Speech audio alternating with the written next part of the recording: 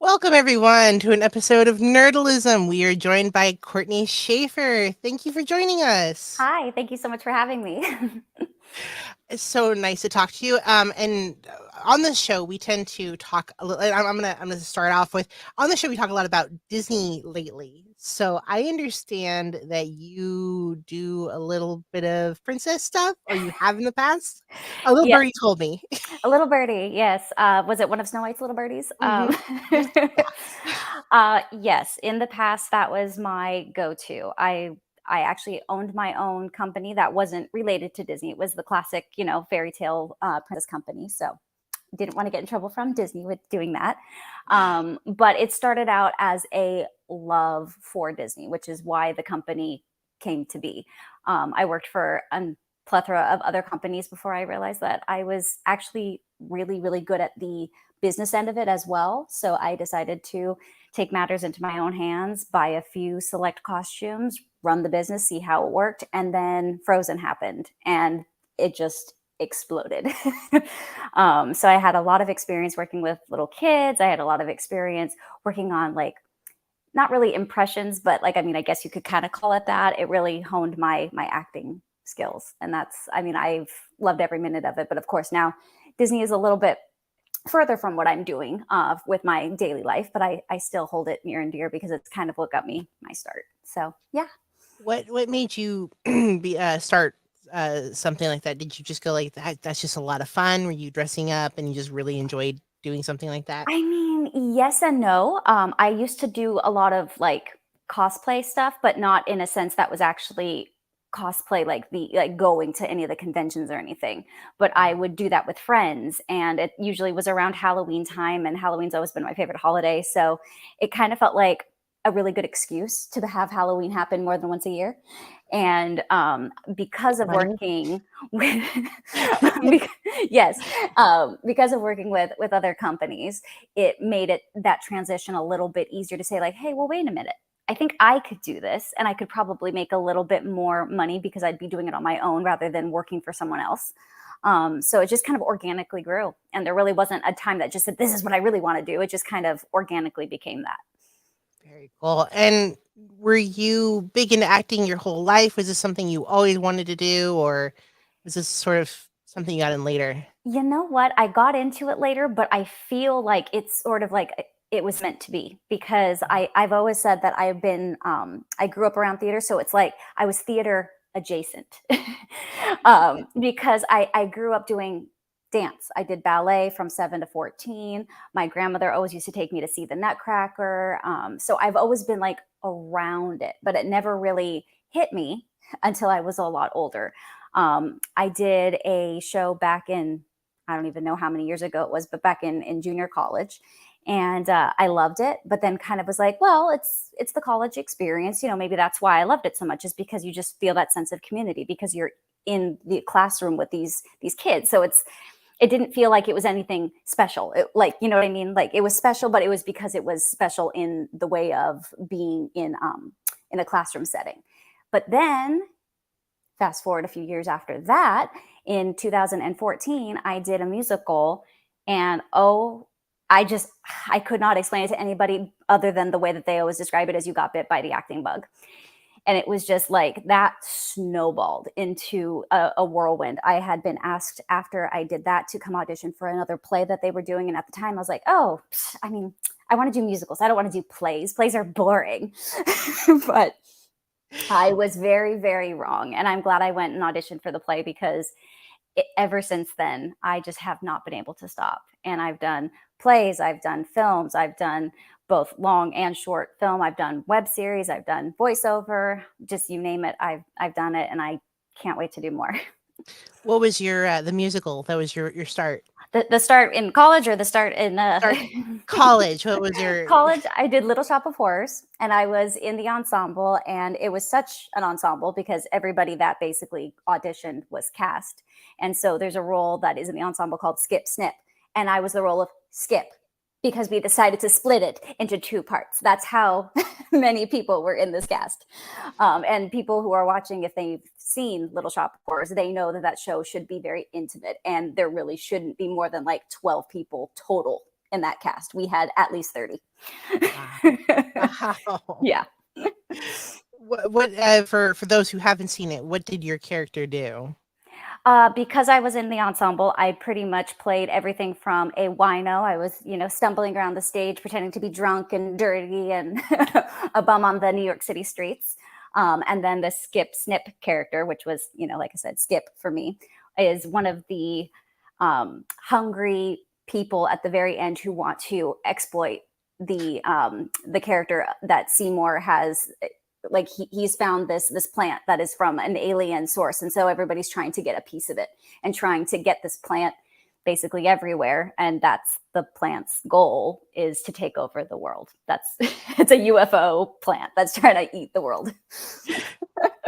So I'm one of those people who's trying to get a cut of the plant. Very cool. And what was your play next?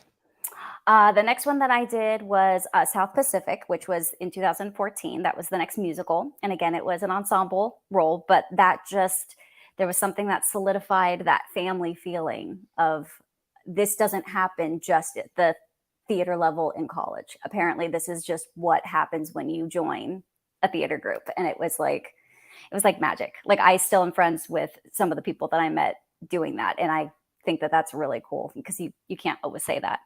And then the play that I did immediately following that was Barefoot in the Park, which is a Neil Simon play. And I got to play Corey Bratter, which is the lead character. And I still keep saying, like, because it was my first time really like doing a show, that I would love to be able to do it again, and love to be able to recreate the same character, but in a different way, because I've learned so much. But at the same time, I've also gotten a little bit older, and she is a younger character. So I also understand that I probably won't be given the opportunity to do it again. But if somebody was to say that I had the opportunity, I would absolutely do that show again.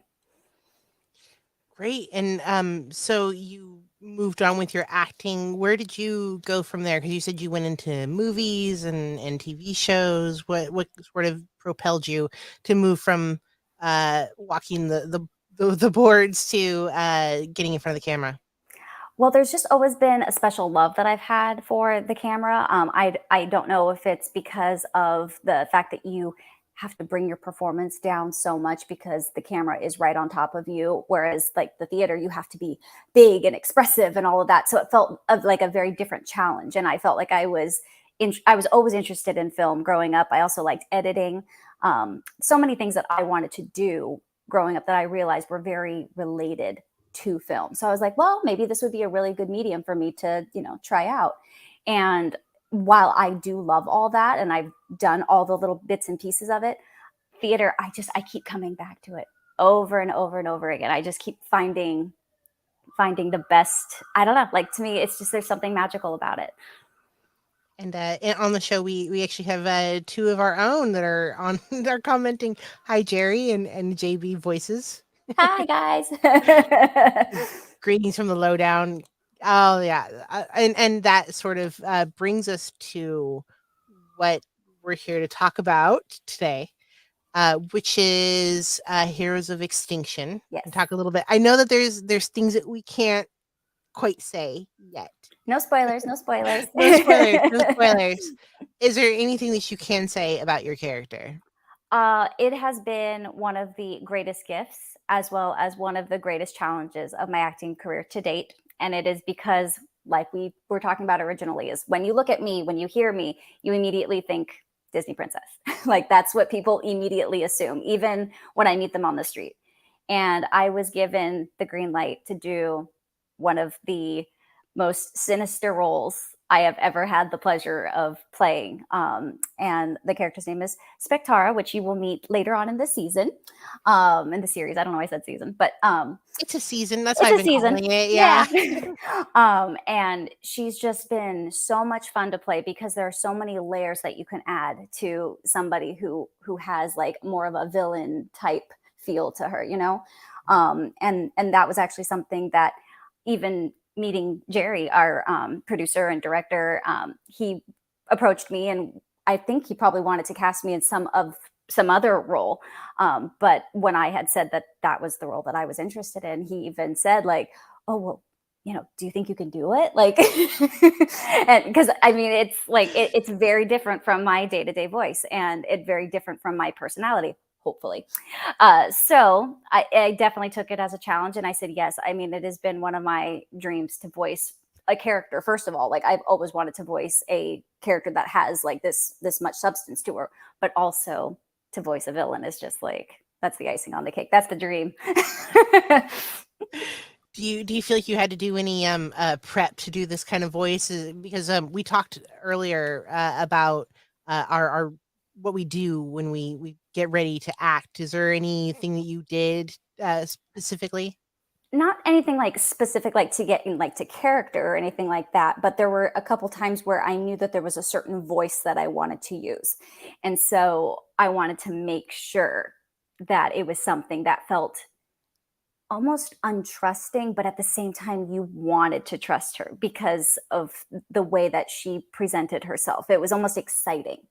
So I wanted our viewers to kind of feel that, ooh, like, I don't know, like, I don't like her, but at the same time I kind of do, like.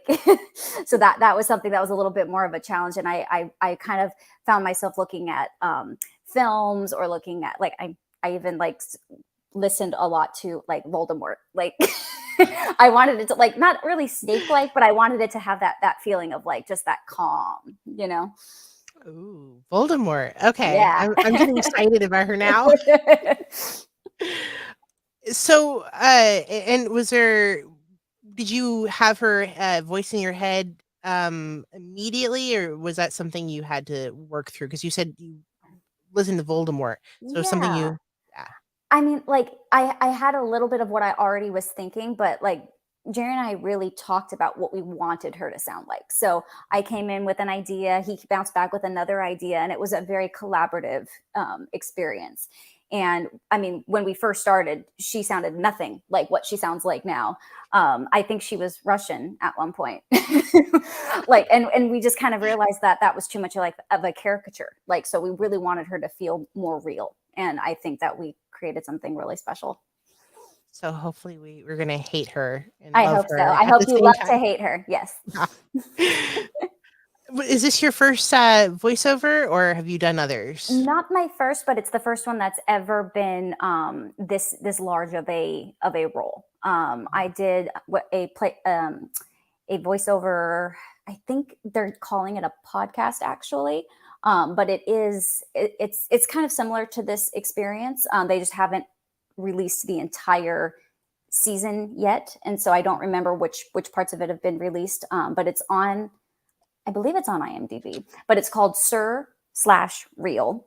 And I played a doctor, and I played a like a psychologist. So it felt less less character like for me, and just more of like an older an older version of myself, I would say, somebody who just has a little bit more knowledge than I do. But this is the one that really felt more like a real character that I was creating. So that's why this one stands out the most to me. And then before that, unfortunately, a show that I didn't ever make any. It didn't make it, but but I got paid to do it, and it was fun. I got to voice a character that was kind of a kick butt kind of girl. She was very like kind of like an animated character. I think that's why production stopped, was because it was too difficult to do all the animated things to do. But it was still a fun process. So, and what gets you to take a role? Is there anything that makes you draws you, like you want a little bit of action, you want to be a bad guy? That's a really good question. I mean, most of the time because I'm not currently represented by anybody, so I do my own research on finding roles and all of that. And so something that catches my eye is what draws me in. Like, is the story really good, or is this character something that I feel like I can really sink my teeth into? Um, and that's actually why I'm doing the show that I'm doing next, which is another theater show. Huh. Imagine that. Because the character just really grabbed me, and I'm very, very, very excited about that one. But yeah, I would say character for sure. If it looks like there's either a lot of layers to them, or something that maybe on the surface doesn't feel quite right, I want to be able to figure them out and see what I can bring to it, and and all that. I love characters that that aren't an easy read just the first time around. You want to find out more and create your own substance. Very cool. So I'm excited about Spectra. So you're speaking of your theater show. Tell us a little bit more about that. Okay. Well, it is coming up pretty soon, actually. September 23rd is when we open through October 8th. And it is called Night Watch. For those of you who have seen it, I think it was 1973, Elizabeth Taylor was in a movie version of it, but it is a little different. And if you haven't seen it, I don't recommend checking it out if you plan on coming to see the show, because it is a suspense. It's a thriller. So don't ruin the ending for yourself.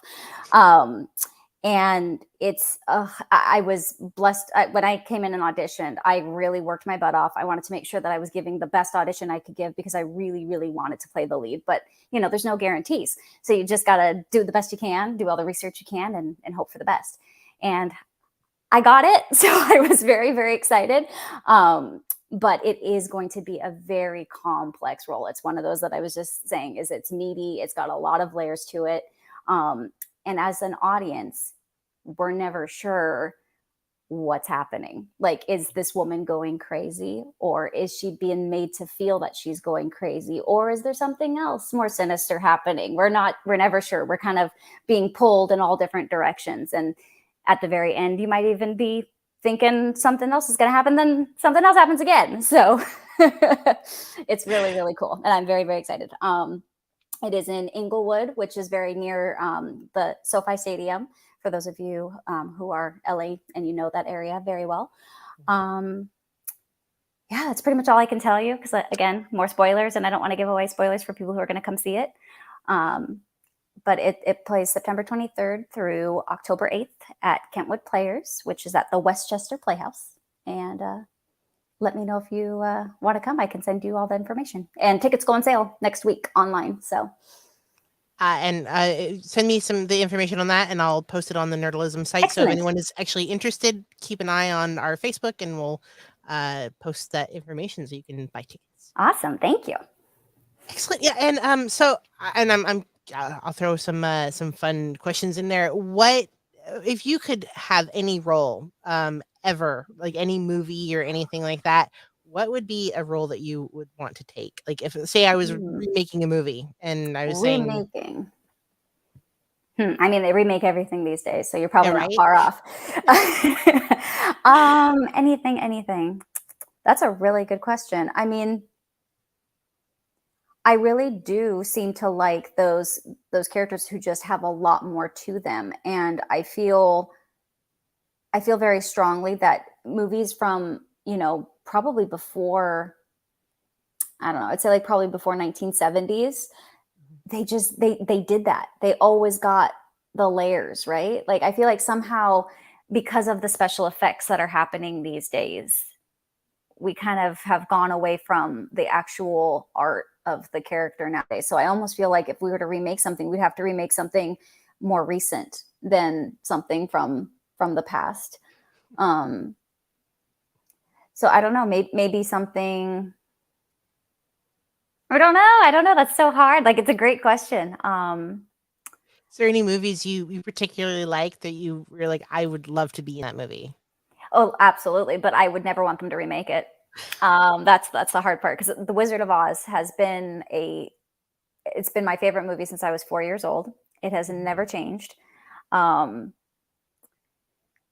I mean, I would love to be part of that process, but if I could go back in time, not if, if we could remake it, because I wouldn't want to remake it. I think it's a perfect movie the way it is. And to me, it's so funny that it actually wasn't going to be that way for so much of it. Like, so many things had to like fall into place in order to get the specific cast we have. And so many people were there and then had to leave and all that. So, but I think everything about the cast that happened to be is perfection. And I wouldn't change anything. You've got a lot of books behind you. Is there a book that you thought would make it a great movie or TV show? I wish I could say these are mine, but they're not. I'm actually dog sitting right now. But yes, that's a really good question. There is a book series, and I'm actually not practicing faith, but a book series that I fell in love with when I was is called A um, The Long Way Home, or some Far Away from Home. I have to look that up again, but it's by Lori Wick.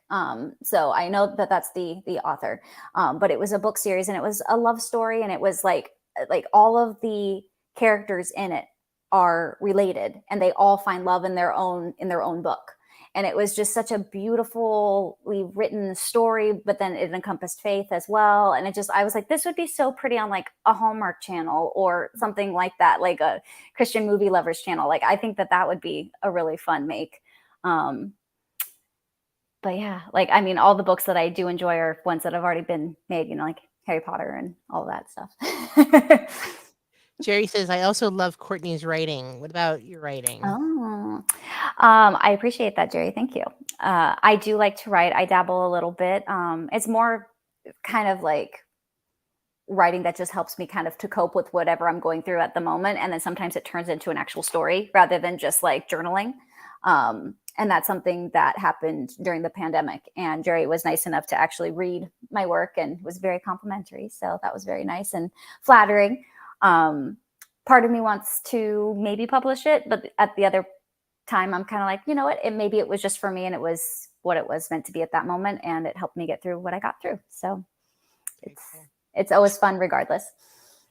Would you ever consider jumping from actor to writer and publishing your own thing and having it made? Maybe, but I feel like actually director would be a more jump for me rather than writer. And I don't know if that's just because I have so many ideas in my own head of how I would want to see an actor perform something that I'd want to help guide them there. Or if I don't know what it is, but like I part of me is very scared to go and say that I would want to direct, but the other part of me is like, but that just sounds like so much fun. I don't know. So maybe one day. Jerry wants to know, if you could produce your own project, what would you do? If I could produce, probably actually, I'd probably help produce something theatrical. Probably help in that capacity. There's a lot of theater projects that I think could be told, especially stories that include women and do women empowerment. And I think that those are very important. And right now, theater is really pushing for telling those stories. So that's probably what I'd help produce. So do you find yourself liking doing live theater over doing and being in front of the camera? I wouldn't say I like one over the other because they're both very, very, very different from each other. But there is something magical about doing a show live. And if you do mess up, how do you get out of it? Whereas, in film, cut, let's try it again. So there's something very real about feeling like you're in the moment and you just have to go with the flow. There's kind of that sense of like uncertainty, like, am I going to mess it up? Who knows? Maybe I will. Will the audience notice? Probably not. And then also you feel like you're going through the whole journey from start to finish. In film, you're not always guaranteed that. Sometimes you start in the very middle and then, pull in the other pieces. Like, I don't know. I'm supposed to be assuming that you're dying right now in front of me and I've only met you 2 minutes ago, but I'm supposed to produce tears because you're supposed to be the love of my life, but I literally just met you. That's okay. The rest of the film will be filmed later, and then you'll pretend like you've gotten to know him all this time. So I do like theater for that regard, is that you get to live the entire thing from start to finish. But I love both mediums very, very much. Do you have a favorite play outside of what you've done? I'm one of those really bad actors who just reads the shows when I'm actually interested in doing them. So probably not. Like I need to go and actually read and just like absorb as much theater as possible. I know that. I actually used to have a real hard time even reading as a child. So this is a huge step for me. The fact that I'm actually reading for like my life's work, it's kind of ironic to me because there were times when I would literally read and then go, wait, I zoned out. I don't even know what I read. So it's kind of a weird thing to know that now I'm making my life doing this. So you weren't necessarily a theater kid as a kid? No. I grew up definitely around, like I said, theater adjacent. Like I was, in ballet and all that, but I didn't get the kick until much later. and reading was hard. I had slight dyslexia and probably undiagnosed ADD. So just very, very difficult reading and staying actually, in the zone growing up. So if something caught my attention, it was easier to stay focused on it because it was a good story and it got me. But other than that, like a textbook, oh. So you weren't a theater kid. Where did you fit in growing up? Oh, that's a good question. I didn't. I really didn't fit in. And I think that has probably to do with the fact that I was a theater kid, but there wasn't a theater program at my school. I went to private school, kindergarten through 8th grade, Catholic private school. And it was just very small. So it was kind of like you fit in where you fit in. And if you didn't, you didn't. And I mean, looking back on it now, I realize that I probably fit in a little bit more with, the teachers or the yard people that were helping, out because I was looking for my tribe and I never really found, who I was looking for there because I just, like I said, there wasn't a theater program. So it kind of was like you get along with who you get along with or you don't. And unfortunately, there wasn't a lot of kids that were like me. And I definitely felt like the weird kid and the odd one out. But I look back on that now knowing that was a good thing, that I wasn't fitting in because I was meant to do something different and I didn't conform. So. Very cool. And I know we're a little short on time for this episode, and hopefully I appreciate that. Hopefully have you back another episode. I know Hollywood, man, come on. So we'll talk about where, if anyone wants to follow you or find you, where would they do that? Instagram is a really good source for that. My hashtag is the Courtney Shaffer. I'm trying to, manifest that I'm the one and only. On Snapchat is actually, I think, the Court Shaffer, which is the same as my Twitter account.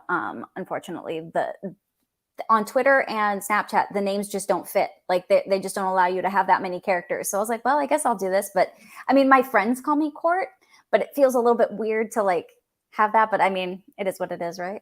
So the Courtney Shaffer on Instagram is probably the best source for following me and getting all my updates. I'm also on YouTube, which is just my first and last name, and I think I'm one of the top ones on there right now. Yeah, and of course we can also find you on IMDb, which is of course, yes. Thank you so much for joining us. I know your time is precious today, but I cannot wait to talk more in a couple of months. Yeah, Jerry, absolutely. Although Jerry also wants to know if you'd ever consider doing a theater audio show. I don't even know what that is. Like a theater audio show? What? I kind of like the idea, but I don't really know what it would be. Like, tell me more, Jerry.